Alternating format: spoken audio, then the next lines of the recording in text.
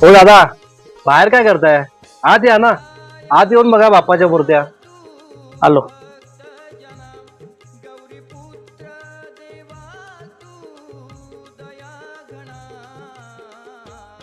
हो दादा, ह्या मूर्तीची किंमत किती आहे हो?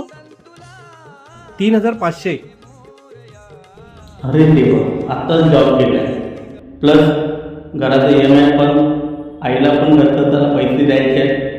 कसा सण साजरा करणार बाप्पा? ठीक आहे दादा, सांगतो मला.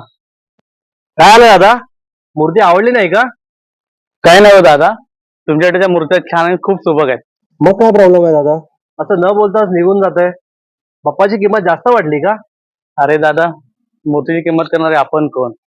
यावेळी प्रॉब्लेम थोडा वेगळा आहे.